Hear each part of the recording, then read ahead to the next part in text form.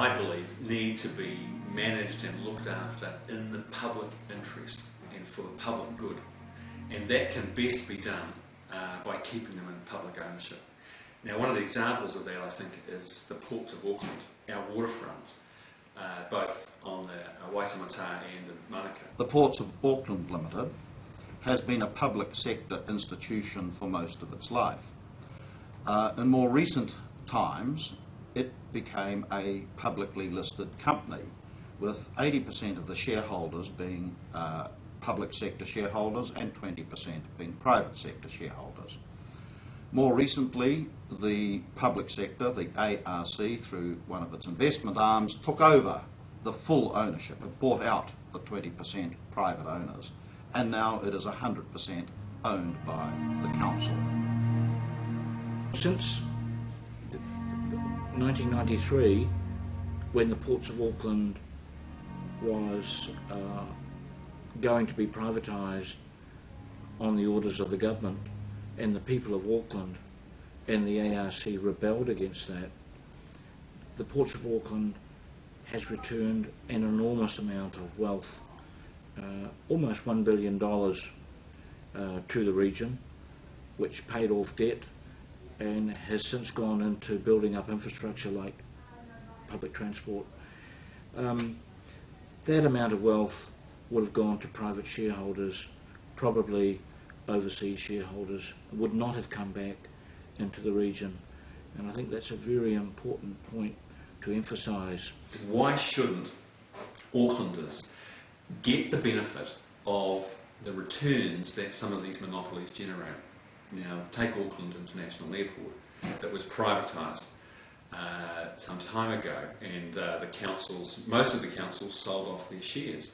Now, they got a short-term injection of capital from selling those shares, but the Auckland International Airport has gone from strength to strength. It's a remarkably profitable company, as you'd expect, the international airport in our country's largest city.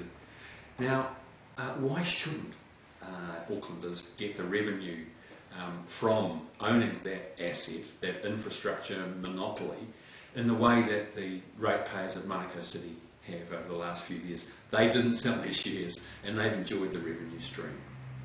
Coming back to the Ports of Auckland Limited, there is plenty of capital for the private sector to own and operate that port.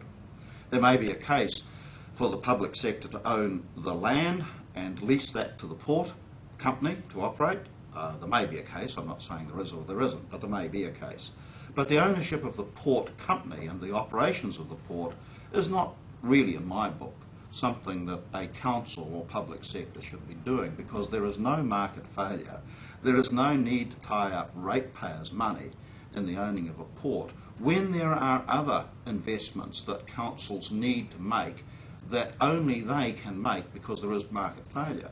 There is an $11 billion deficit in the Auckland region alone on infrastructure. If you sold the Ports of Auckland, privatised it, then all of the money raised for that could be invested in things that will pay back a high rate of return. And I mean a high rate of return because take the completion of the North Western Highway, an independent report looking at the costs and benefits of doing that about 3 or 4 years ago said that once that is completed, the return in benefits is $4.80 per annum for every dollar invested. Now, hey, nobody gets that kind of return in the private sector. If that is the return or value of completing that network, then it is, if the private sector won't invest in it, then the public sector should and capture that value. You know, the frustrating thing about this argument of privatisation, you and I eat food produced by the private sector. We probably live in a house that's produced by the private sector. Just about everything we do are dependent, most of society is dependent on the private sector. For some reason, when it comes to public assets, there's some sort of nervousness around this. There is no reason, and actually is a reasonably happy middle ground here. where you can achieve partnership between the public and private sector. And this polarisation debate, I don't think is helpful for anyone at all. I think what we need to do is capitalise on the strengths of the public sector and the expertise and the knowledge of public good and etc., but also the strengths of the private sector, and efficient management and good capital, good use of capital. And if we can bring on the strengths of both those two aspects, then I think that is an obvious way forward. Often what we see, the public sector, it owns something, it puts a building framework and some constraints around it, which would typically diminish the return on that investment. I'm thinking, for instance, of the waterfront development down at the viaduct here in Auckland. They've said there's to be wide boulevards and conservation zones, and they've gone and limited the height that buildings can be built to there. Now, in doing so, they've gone and limited the value to any private sector purchaser. So with that plan in place, the public sector owned the land. They put some plans around it that denigrated their value. But then once there were those plans in place and those various conservation covenants and public space allocations and so on, they passed it over to the private sector and said, please build something within these envelopes that delivers these sorts of uses, mixed use, residential, recreational, educational and so on. You can see the role there of the public sector determining an outcome and then handing it over to the private sector. Very, just makes sense that the ratepayer and the taxpayer should not have to take that commercial risk when the private sector can handle it.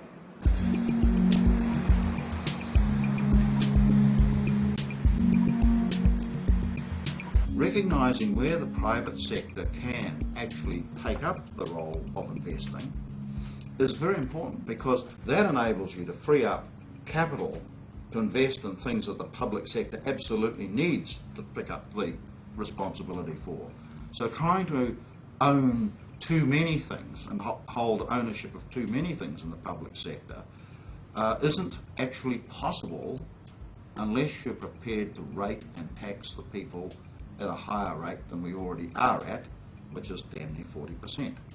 If the community as a whole feel that the reduced rates that they get from selling the library is worth it for them, then they have then it's right to sell the library. One of the problems we've encountered in New Zealand, which we haven't solved, is that oftentimes the process of sale will rip off the ratepayer.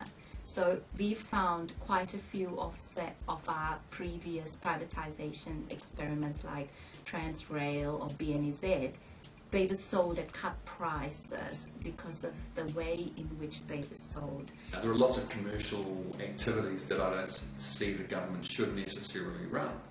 I'm not convinced that the government should be running a retail operation or a manufacturing operation, or should the government be running telephone companies? I'm not sure about that. Probably not.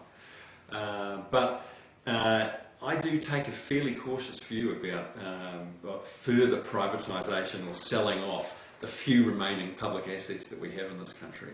Yes, we need to do everything we can to make local government more relevant, more accountable, more cost effective, because people on fixed incomes can not afford forever the very high levels of rates increases which have been inflicted on them in recent years.